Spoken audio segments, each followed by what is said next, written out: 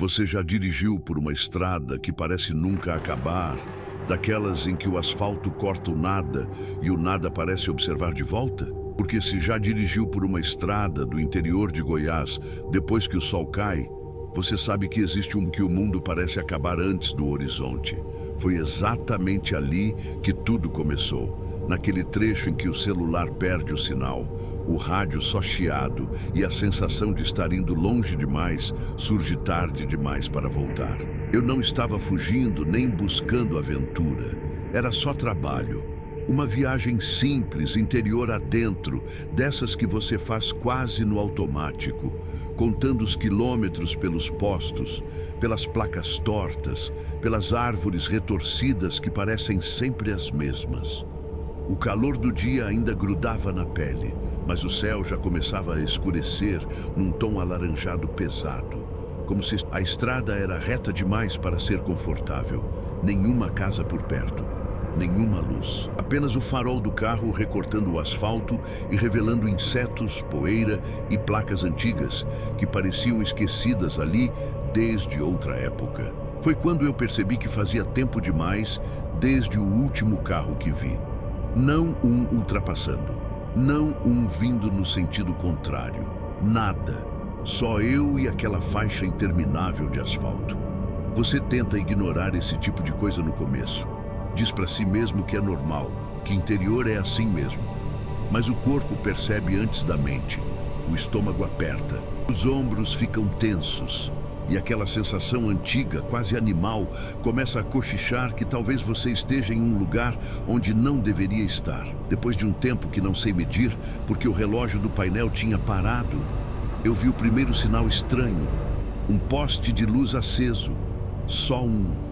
No meio do nada. A lâmpada piscava, atraindo insetos, como se fosse um farol para criaturas que não sabiam mais onde era o dia. Não havia construção alguma ao redor, nenhuma casa, nenhum rancho, apenas o poste, iluminando um trecho curto da estrada, como se alguém quisesse que você olhasse exatamente ali. Quando passei por baixo dele, senti um frio subir pela espinha. O carro falhou por um segundo. Só um tranco leve, quase imperceptível, mas o suficiente para meu coração disparar. Olhei pelo retrovisor instintivamente. A luz do poste ainda estava lá, mas parecia mais distante do que deveria. Como se a estrada tivesse se esticado atrás de mim. Continuei dirigindo. Porque é isso que você faz. Parar no meio do nada nunca parece uma boa ideia. E seguir em frente é uma promessa confortável, mesmo quando não há provas de que algo melhor exista adiante. Só que a estrada começou a mudar. As placas se repetiam, literalmente. Mesma cidade, mesma quilometragem. Eu tinha certeza de que já tinha passado por aquela placa antes. 2 vezes, talvez 3. Você começa a rir de nervoso nessas horas. Faz piada sozinho, diz que é cansaço, que a mente prega peças. Mas quando o rádio, que estava morto há horas, ligou sozinho, eu quase perdi o controle do volante. Não era música, nem voz. Era um som baixo, contínuo, como vento passando por um corredor longo demais. E por baixo disso, algo que parecia respiração. Desliguei o rádio com força. O silêncio que veio depois foi pior. Porque agora eu tinha certeza de que algo estava errado. Não errado no sentido mecânico. Errado no sentido profundo, estrutural. Como se aquela estrada não fosse só um lugar, mas um estado, uma condição. Alguns quilômetros depois, vi um posto de gasolina, luzes acesas, bombas antigas, um prédio baixo com janelas sujas. Foi o maior alívio que senti naquela noite. Reduzi a velocidade, entrei no pátio e estacionei. O motor desligou com um suspiro estranho, como se estivesse cansado demais para continuar. Desci do carro e o silêncio me acertou em cheio.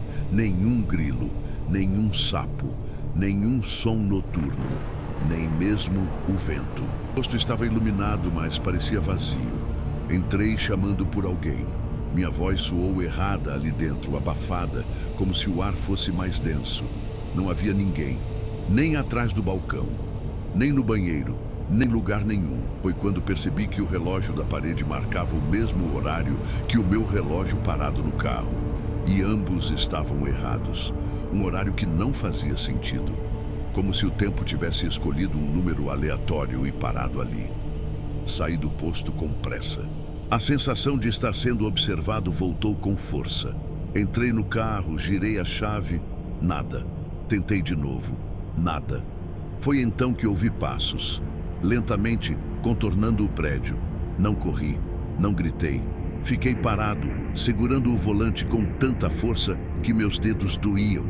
Uma figura surgiu na luz, um homem, ou algo parecido com um. Chapéu baixo, rosto difícil de ver.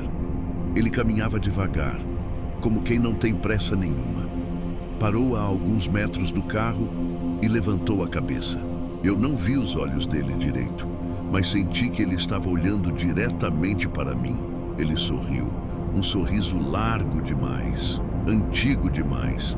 Bateu de leve no capô do carro, como quem cumprimenta um velho conhecido. A boca dele se mexeu e eu ouvi meu nome. Não gritado, não sussurrado, falado com intimidade, como se ele me conhecesse desde sempre. Não respondi, porque alguma coisa dentro de mim entendeu que responder seria um erro irreversível. O carro ligou sozinho naquele instante. O motor rugiu alto, quase agressivo. Não pensei, acelerei. Saí dali com os pneus cantando, sem olhar pelo retrovisor. Só quando já estava longe demais, tive coragem de olhar. O rosto tinha sumido. Não estava apagado, não estava distante, não estava em ruínas. Simplesmente não estava lá. A estrada continuava, sempre igual, sempre vazia. Comecei a perceber pequenas coisas, marcas estranhas no asfalto, como arranhões profundos. Objetos na beira da estrada que pareciam restos de carros antigos, parcialmente engolidos pelo mato. Placas dobradas, torcidas, como se alguém tivesse tentado arrancá-las com as mãos. A noite avançava, mas o céu não mudava. Nenhuma estrela, nenhuma lua. Só um preto uniforme, pesado, que parecia pressionar tudo de cima para baixo. O cansaço começou a me atingir de um jeito estranho. Não era sono, era um peso mental. Como se pensar estivesse ficando difícil. Então ouvi vozes, não uma só, várias. Sempre fora do alcance do farol, sempre chamando. Algumas pareciam conhecidas, outras não. Algumas soavam como crianças, outras como gente velha. Todas sabiam meu nome, todas falavam como se estivessem me esperando. Você começa a negociar consigo mesmo nessas horas. Promete coisas, faz acordos internos, diz que nunca mais volta ali, que muda de vida, que aprende a lição. Mas a estrada não parecia interessada em promessas. Depois de um tempo impossível de medir, vi uma casa, uma fazenda antiga, à beira da estrada. Luz fraca na varanda, um cachorro deitado imóvel demais para estar vivo. Parei o carro, mesmo sabendo que não devia. Porque o desespero faz você quebrar regras que nem sabia que existiam. A porta estava aberta. Entrei chamando alguém. O cheiro de terra, mofo e algo metálico impregnava o ar. Fotos antigas nas paredes. Pessoas que não sorriam. Olhos apagados. Em uma das fotos, reconheci o posto de gasolina. Novo, funcionando, com pessoas vivas ao redor. Ouvi algo atrás de mim. Um arrastar lento. Virei e vi o cachorro em pé, agora, olhos brancos, boca aberta demais. Ele não rosnava, apenas respirava, e aquela respiração tinha o mesmo som do rádio. Saí correndo, voltei para o carro. A casa ficou para trás rápido demais, como se nunca tivesse estado ali. A estrada começou a clarear, um cinza fraco no horizonte, o amanhecer. Quando finalmente vi outra placa diferente, um nome de cidade real, eu chorei. Não de alívio, de exaustão, de medo acumulado. Horas depois cheguei a um posto de verdade. Pessoas normais, luzes normais, sons normais. Ninguém acreditou na minha história. Disseram que aquela estrada sempre foi tranquila, que não há postos abandonados ali, nem fazendas antigas, nem relatos estranhos. Mas às vezes, à noite, quando tudo fica quieto demais, eu ainda ouço. Um som distante, como vento em corredor, como respiração. E tenho certeza absoluta de que aquela estrada não ficou para trás. Ela apenas decidiu por enquanto me deixar ir.